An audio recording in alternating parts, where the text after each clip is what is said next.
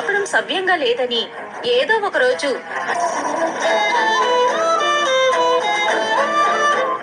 అడగడం తప్పే. కానీ మహదేవ్, మాకు తెలిసిందే అడిగాను. అడగడం మా బాధ్యత, సమాధానం చెప్పడం మీ ధర్మం. లేదు, మా అంతటా మేము రాలేదు, మీరు పిలిస్తేనే వచ్చాం.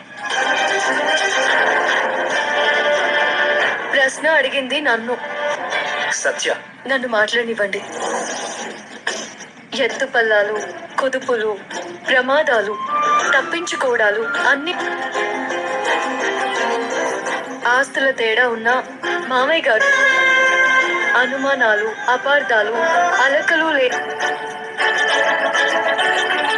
గుర్తు పెట్టుకోవాల్సింది ఒక్కటే, ప్రతి సమస్యకి ఒక పరిష్కారం ఉంటుంది. ప్రతి అత్తింటి వాళ్ల సహకారంతో ఈ ఇంటి మనిషిలా మారిపోయాను.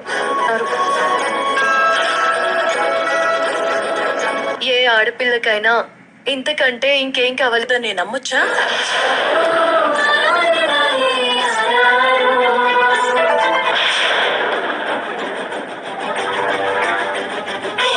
మీ మాట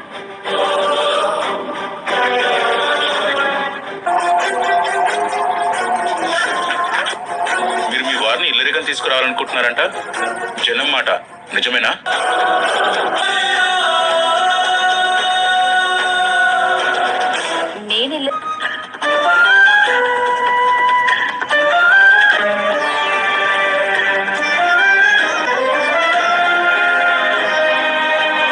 నేను పెద్దింటి నుండి పేదింటికి కూడా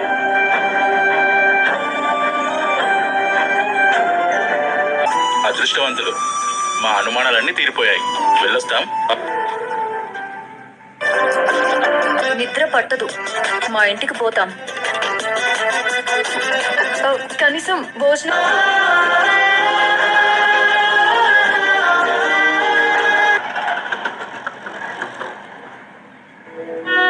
తెచ్చుకుంటారు. ఆ కాళీగాడి పీడ విరగడైంది. కచ్చని చూస్తుంటే గర్వంగా అనిపిస్తోంది. పుట్టింట్లో ఉన్నన్ని రోజులు దాన్ని పంజరంలో చిలకలా పెంచాము. సత్యని అతని దగ్గరికి చేర్చింది. సత్యకి తెలియకుండా చెప్పకుండా సమస్యని సెటిల్ చేద్దామనుకున్నారు. ఎందుకలా అంటున్నారు?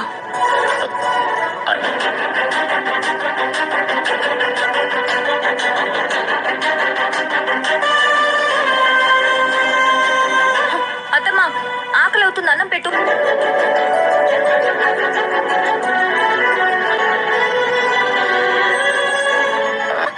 నీ కూతురే వచ్చి ఆకలి అవుతుంది అంటే ఏం చేస్తావు అత్తమ్మా? చూడు, నీ కొడుకు నా మీద ఎట్లా వస్తుండో. నేనెవరు?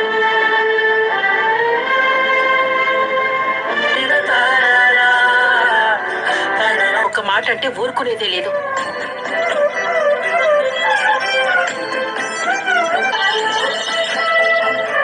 విన్నారా?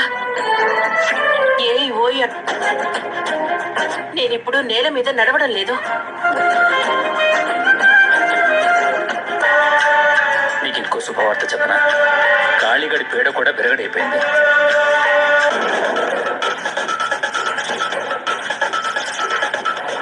నాకు కూడా చాలా సంతోషంగా ఉంది.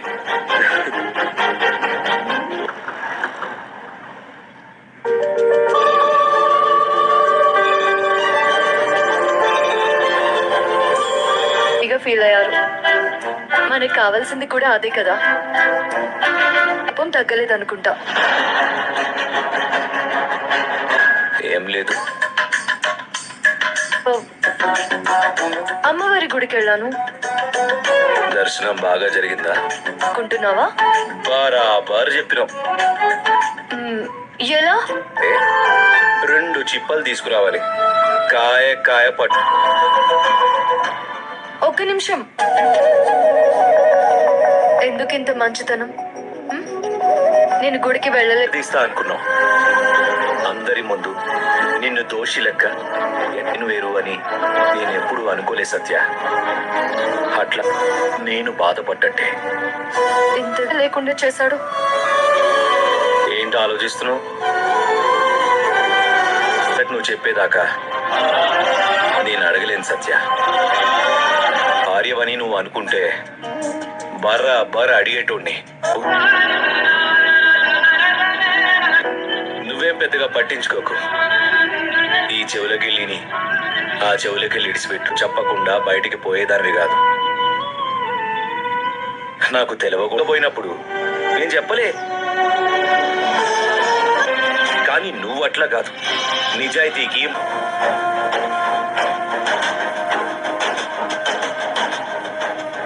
తల్లి మనసులో మోసుడు ఎంత కష్టమో, ఇష్టపడ్డ మనిషి తాలూకు ప్రేమని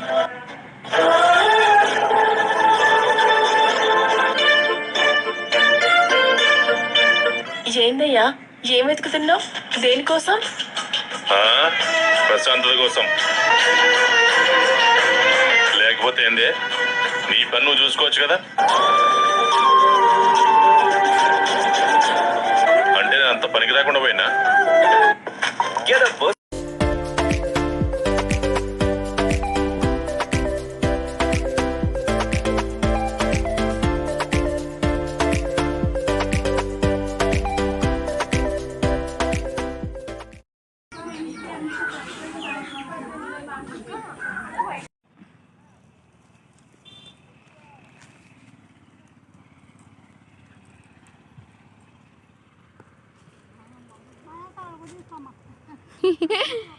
నాది కూడా అంతే ఉందిగా.